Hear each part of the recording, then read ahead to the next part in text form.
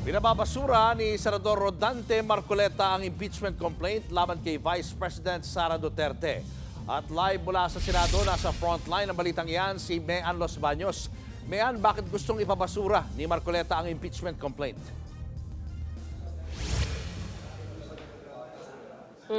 Julius, marami daw paglabag ayon kay Senator Rodante Marcoleta na dating miyembro ng Kamara at ngayon senador na. Si Senator Rodante Marcoleta mismo ang nanguna na inisa-isa yung mga anyay paglabag ng Kamara kaugnay sa proseso ng impeachment case ni VP Sara Duterte. At mula nga dyan, gumulong na ang debate ng mga senador.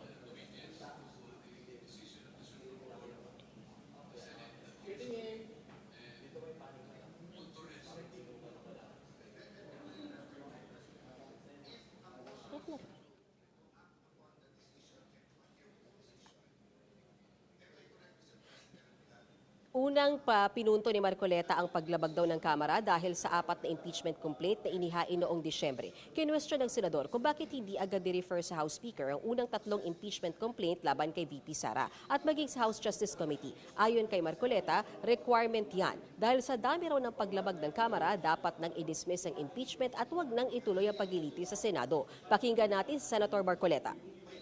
I respectfully move that the impeachment complaint be dismissed. Ang impeachment complaint po ay parang sinaing na niluto ng House of Representatives. Hilaw po eh. Hilaw na hilaw. Hindi naman po sinasabi ng Korte Suprema na kailanman ay huwag kayong mag-impeach, huwag na kayong mag-file. Ayusin nyo lang po eh. You are removing the second highest official of government. Yun lamang pong verification eh. Sablay na po eh. Pumalag naman si Senate Minority Leader Tito Soto sa motion ni Marcoleta. Delikado raw kung ibabasura ang impeachment case base lang sa desisyon ng Korte Suprema na hindi pa naman pinal. Bukod dyan, naghain na rin ng motion for reconsideration ang Kamara sa desisyon ng SC na unconstitutional ang impeachment. Pakinggan natin ang sagutan sa plenaryo ni Senator Soto at Marcoleta. We shall wait for the resolution of the MR. Palagay nyo lang po merong isa na nag-reverse. Hindi rin po ma-overturn eh. Kasi po ang kailangan po ninyo ay 8 ang mag-reverse. Sa inaakala po ba ninyo, meron kayong makukuhang 8 na pumirma doon sa unanimous decision na babaligtarin po nila yung kanyang sarili? Ang tumatakbo ng matulin, kung matinik ay malalim.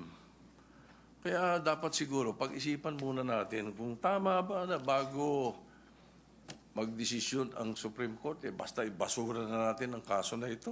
Ako po ay nakasapatos at saka sa kalsada kaya hindi po ako matitinik.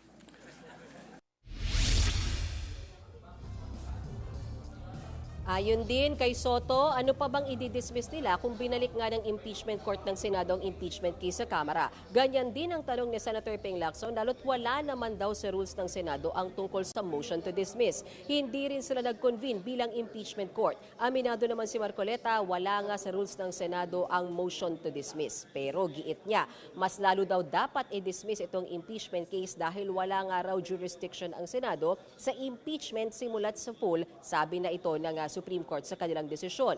Paliwanag naman ni Senate President Jesus Cordero, isinagawa ang pag-dismiss ng impeachment case noon sa ilang opisyal sa pamamagitan ng pag-a-archive ng kaso. Iminungkahi naman ni Senator Risa Hontiveros na panumpain muna ang mga bagong senador bilang senator judge at mag-convene sila bilang impeachment court. Pero suportado niya raw ang motion ni Soto na isang